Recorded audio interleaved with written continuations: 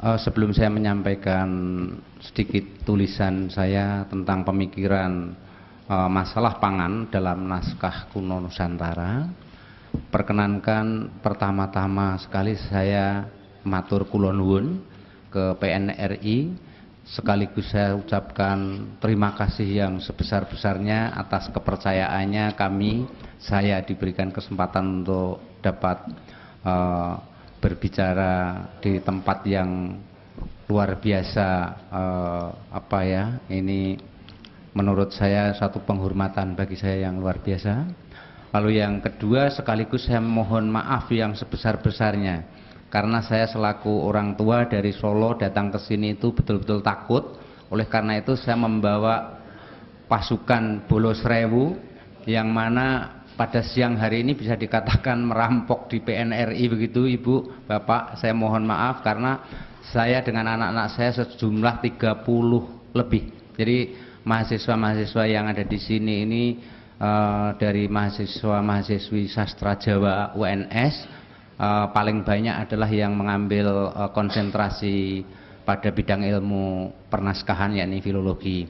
Oleh karena itu saya juga siang hari ini merasa bangga karena setiap saya datang di sini ini karena yang dibicarakan adalah naskah-naskah kuno, maka yang hadir itu biasanya juga yang sudah tua-tua. Tetapi pada siang hari ini beda dengan yang lain-lain, beda dengan pertemuan yang sudah-sudah. Jadi ini dari kalangan muda, mudah-mudahan itu para generasi muda ini akan mencintai budaya kita sendiri, khususnya pada naskah-naskah kuno yang selama ini bisa dikatakan sudah dilupakan, sudah banyak disingkirkan, dan keberadaannya itu terus terang memprihatinkan, dan hasil pemanfaatan ataupun pendayagunaan naskah kuno itu ternyata belum seimbang antara yang sudah dikerjakan dengan data ataupun naskah-naskah yang masih ada. Mudah-mudahan anak-anak kita nanti dari berbagai daerah ini nanti akan mampu menyelamatkan budaya bangsa yang adiluhung ini. Terima kasih. Dan karena siang hari ini kita sudah dinina bubukkan, sudah penuh dengan jamuan dan kenyang, ya, karena memang bicara soal pangan. Kalau siang hari ini sampai ada yang kelaparan mestinya itu tidak pas. Oleh karena itu pada siang hari ini, oleh karena sudah siang dan saya akan memulai dengan ciri khas saya sendiri juga. Jadi saya mohon maaf kalau nanti paparan saya itu ya seperti tadi Ibu Kalsum mengatakan bahwa apa yang saya bisa jawabkan adalah ya semau saya. Lah ini dalam tulisan saya juga saya semau saya, artinya ya semampu saya begitu. Jadi begini Ibu Bapak, monggo, karena di sini saya yakin yang nunggui aula ini yang luar biasa ini penuh dengan mitos-mitos, perlu kita minta penyelamatan dulu, monggo. Nun sewu, dengan cara budaya kita mohon kepada Allah Subhanahu wa taala dalam doa budaya. Saya mohon untuk supaya semuanya upaya kita ini dalam keadaan baik, selamat. Monggo kula badhe nyekar sekedhik kemawon nyuwun panjenenganipun supados tansah pinaringan kawilujengan lan katentreman.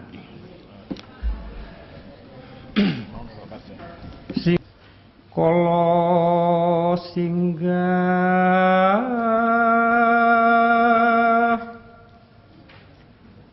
pansuminggah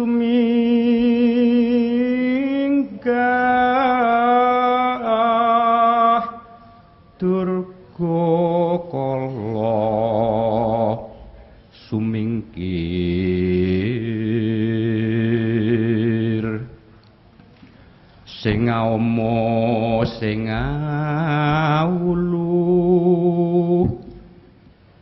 sing datan kasat mata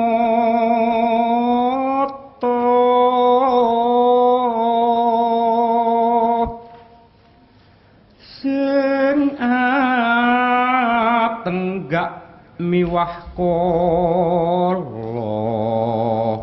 sing buntut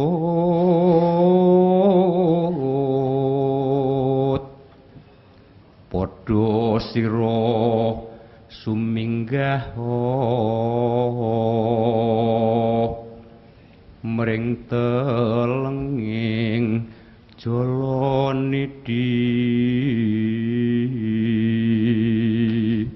Rahayu, Rahayu Sagung Dumadi. Ibu bapak yang saya hormati, pada siang hari ini saya akan memaparkan tulisan dan pemikiran kecil saya, Potensi Pangan dalam Naskah Jawa, sumbangannya terhadap penciri dan identitas daerah. Juga di sini walaupun toh tidak tertuang di dalam naskah yang menjadi kajian tulisan pada siang hari ini, mudah-mudahan ibu bapak juga memegang tulisan saya ini, monggo bareng-bareng ini sekar mijil. Yuk menika dipun tembangaken sareng-sareng kados pundi niki. Tela puhung bisa dadi utri, gethuk tiwul gatot, lempeng kolak walangan lan lemet, cemplon grobi karo jenang pati, mendut sawut triping, balok balung kuwuk menika nggih.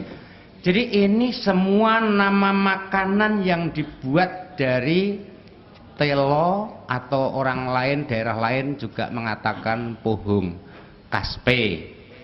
Terus ini hanya sebagian kecil dari pembudidayaan kita, masyarakat daerah khususnya penghasil singkong dalam rangka membudidayakan dari pohung atau ketela itu menjadi makanan yang bisa bermanfaat dan kolesterolnya saya pikir tidak seperti makanan-makanan yang lain yang mengandung zat-zat kimia, tapi apakah anak-anak kita, adik-adik kita saat ini khususnya dikatakan tiwul itu saja seperti apa wujudnya mungkin tidak ngerti, apalagi kok disuruh makan gitu lah ini.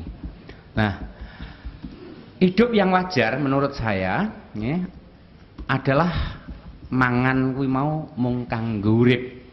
Artinya bahwa makan itu hanya sekedar untuk bisa hidup. Jadi kalau ada orang yang urip kanggo mangan, artinya ngawulo dalam istilah Jawa yang lebih kasar begitu istilahnya, wong kok mau ngawulo waduk gitu lah istilahnya. Jadi waduk bukan hanya sekedar itu tempat penampungan air banyak, tapi untuk menyebut istilah perut yang sebegitu tidak tahu aturan. Akhirnya orang sekarang itu justru akan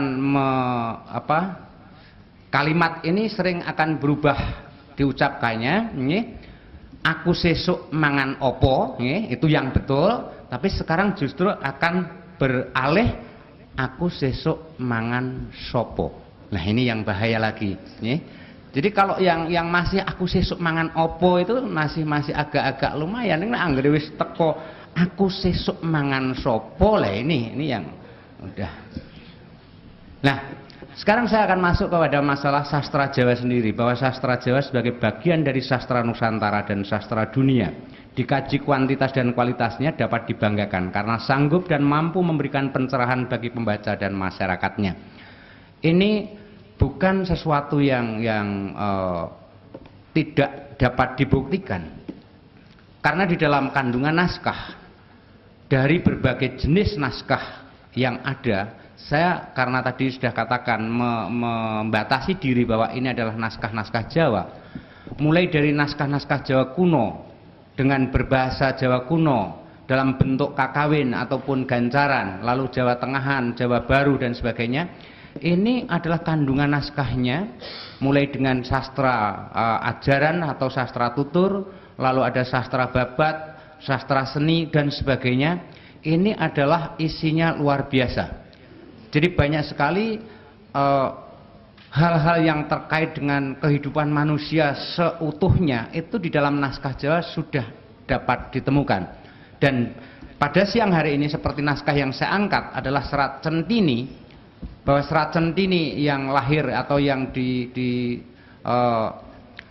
pada masa pemerintahan Pakubuwono yang kelima, di mana seorang Ronggo Sustrasno dengan timnya mampu membuat buku ataupun naskah yang setebal itu, bahkan orang banyak itu menyebutnya sebagai ensiklopedia Jawa. Itu mau tanya apa saja ke dalamnya, seperti hanya pada siang hari ini kita bertanya soal pangan, itu bisa dikatakan lengkap dan ada semuanya. Jadi mulai dengan makanan yang dibuat dari itu hasil pertanian berupa padi, ya, sampai dengan yang katakanlah polo wijo, polo kependem, polo kirno, polo kesampar, ya, itu semuanya ada di situ. Bahkan oleh karena sebegitu banyaknya dan kemajuan zaman yang sekarang ini, oleh karena mungkin itu dianggap kuno dan sebagainya, kemasannya juga belum ada standarisasi dan sebagainya, pengolahannya secara memerlukan waktu yang lumayan panjang, maka sekarang itu bisa dikatakan dari sedikit demi sedikit banyak yang dilupakan. Bahkan hal-hal atau nama-nama makanan yang sudah tersurat di dalam naskah sekarang itu terlalu sulit untuk ditemukan di kehidupan sehari-hari. Jadi mulai dengan bahannya, katakanlah kalau disebutkan di situ masalah jamu misalkan saja, naskah yang isinya informasi tentang masalah tanaman obat, disebut dengan kayu tegori, lalu unem, lalu disebut kayu tai dan sebagainya. Ini seperti apa? Itu sekarang sudah tidak ditemukan, kecuali memang yang membudidayakan, yakni di pabrik-pabrik jamu itu dimungkinkan masih mengetahui bentuk dan wujudnya.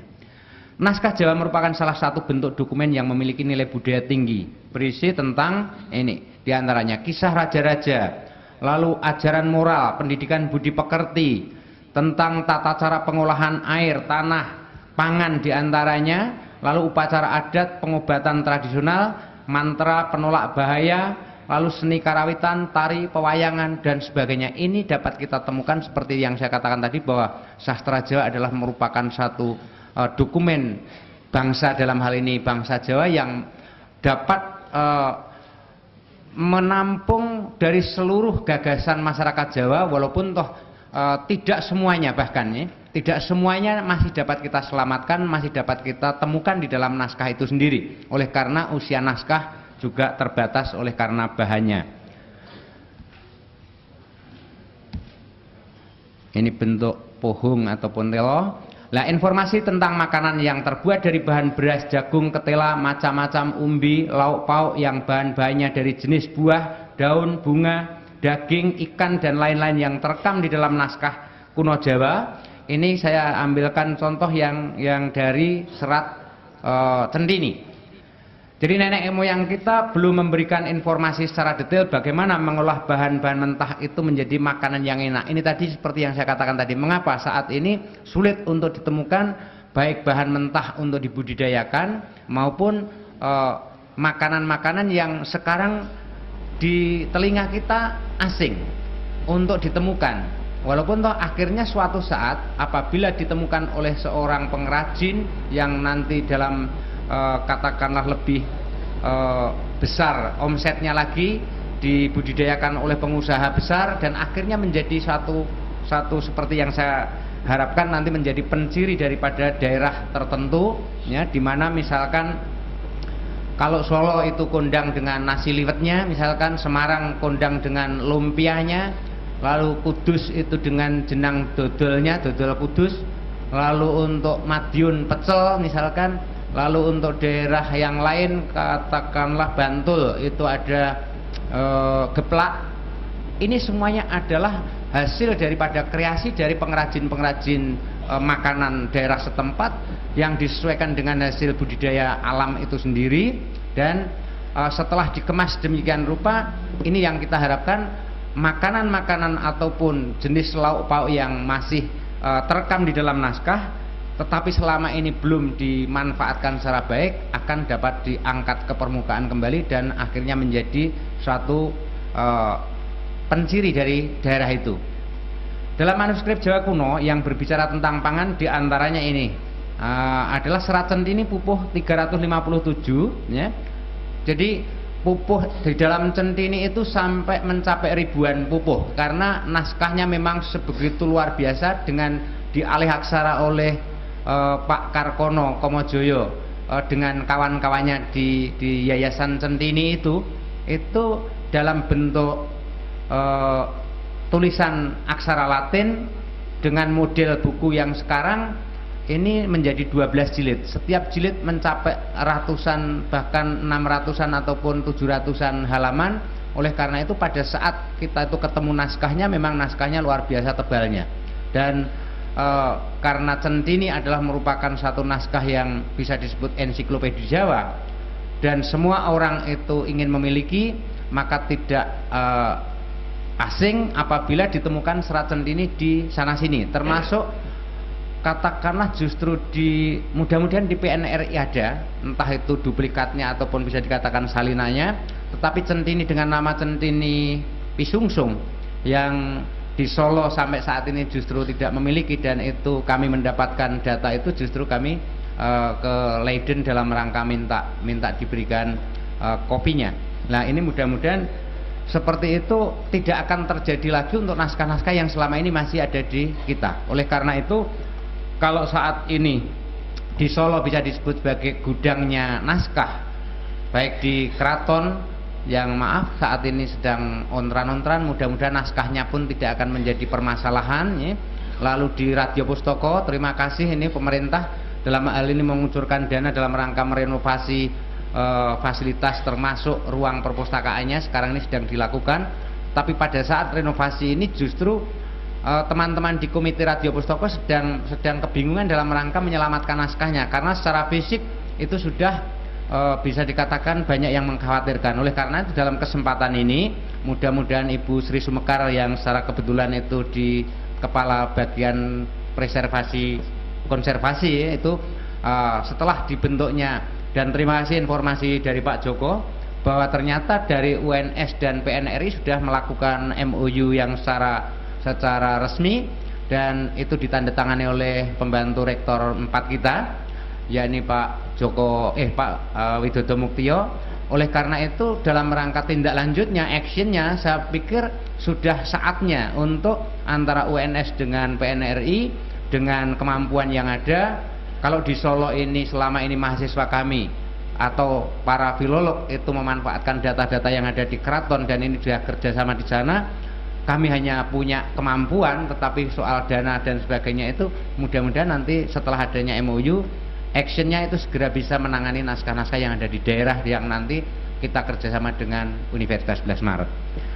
Dari serat Centini ini yang berbicara khusus tentang makanan itu adalah termuat di dalam pupuh 357, pupuh mijil dari bait berapa 400 sekian, 426 sampai dengan 444. Jadi ada 19 bait, sedangkan berikutnya itu ada di dalam pupuh 358 yakni pupuh Gambuh yang terdiri dari 26 bait. Saya pikir ibu bapak peserta seminar ini bisa untuk menembangkan sekaligus mampu untuk mengambil hal-hal yang sekiranya itu adalah nama-nama makanan yang terbuat dari potensi yang ada di daerahnya masing-masing, nanti bisa dikembangkan demikian rupa. Karena jujur saja saya sebagai seorang pecinta naskah begitu, itu hanya mampu untuk menyajikan data ini kami angkat, kami sajikan secara kritis, secara benar, sedangkan pembudidayaan berikutnya adalah monggo dari disiplin ilmu yang lain mestinya akan mampu untuk bisa mengembangkan ini. Jadi mungkin dari dinas katakanlah yang berkewajiban menangani masalah pangan, lalu mungkin tentang naskah yang lain, jamu misalkan, itu teman-teman dari kedokteran akan bisa memanfaatkan data yang ada di dalam naskah-naskah ini. Karena jujur saja juga pada saat ini penanganan naskah yang kami lakukan menyajikan data, ternyata teman-teman dari fakultas lain atau dari disiplin ilmu lain itu banyak sekali yang memanfaatkan. Dari kedokteran misalkan tentang herbalnya, dari teknik itu memanfaatkan tentang arsitektur Jawa, yang mana misalkan melihat susunan batu yang tanpa semen ternyata sebegitu kokohnya, lalu bangunan rumah yang tanpa paku ternyata sebegitu luar biasa kuatnya. Ini satu contoh. Jadi kalau ini masalah pangan sudah kita sajikan datanya secara benar, secara kritis, monggo teman-teman dari bidang ilmu yang lain, saya pikir seperti tujuan kami, itu mampu menjadikan penciri daripada daerah masing-masing sesuai dengan kekayaan alam yang ada di sekitarnya. Termasuk di dalam serat yang lain yang saya temukan dan saya angkat di dalam tulisan ini adalah serat Bauwarna. Bauwarna ini ada juga produk daripada karya sastra Jawa setelah masa pemerintahan Pakubuwono kelima, tetapi masih jaraknya tidak terlalu lama, karena Bauwarna yang saya angkat ini adalah tulisan Ki Padma Susastro yang mana hidupnya adalah setelah Raden Ngabei Ronggowarsito, dan ini adalah menjadi embrio munculnya perkamusan Jawa. Jadi kalau sebelumnya itu ada Dosonomo, belum merupakan satu bau sastro, lalu disusul adanya Bauwarna, baru berikutnya nanti muncul bau sastro yang itu merupakan rentetan sejarah perkembangan daripada kosakata yang ada di dalam masyarakat Jawa. Dan dalam serat Bauwarna ini secara kebetulan itu tidak kami di dalam sinopsis ataupun di dalam sinopsisnya itu tidak kami ulas kembali, karena isinya secara kebetulan banyak mengutip dari serat Centini. Jadi apa yang ditulis di dalam serat Centini di dalam serat Bauwarna muncul kembali ini. Dan ini yang perlu menurut saya penting. Saat ini banyak kalangan masyarakat merindukan masa lalu untuk hadir kembali ke masa kini, back to nature, dalam balutan modern. Mudah-mudahan dengan nantinya itu ditemukan kembali istilah-istilahnya, lalu itu akan justru menarik sekali untuk ingin kita coba, ingin kita kembangkan konsep penguatan identitas budaya sebagai bagian dari sistem ketahanan sosial budaya masyarakat. Artinya bahwa apa yang kita tuju, bahwa nanti makanan-makanan itu menjadi satu kekayaan lokal dari kota ataupun daerah-daerah tertentu, ini adalah merupakan satu sistem ketahanan sosial budaya masyarakat itu sendiri. Dan makanan tradisional merupakan salah satu kekayaan budaya yang harus digali kembali. Sebagai ini saya pikir sudah kita sampaikan. Makanan secara budaya menggambarkan identitas lokal, suatu pendukung budaya yang mencirikan lingkungan dan kebiasaan. Demikian yang bisa saya sampaikan. Jadi tulisan ini akan lebih lengkap apabila nanti dibaca ibu bapak, dan kami mohon, kami berharap bahwa dengan berangkat dari kekayaan yang tertuang di dalam naskah-naskah kuno, lalu di dalam masyarakat itu juga masih tidak ditemukan, akhirnya dapat dikembangkan dan makanan dapat menjadi penciri dan identitas suatu daerah tertentu. Demikian, kurangnya mohon maaf. Terima kasih Bapak. Terima kasih Pak Suparjo.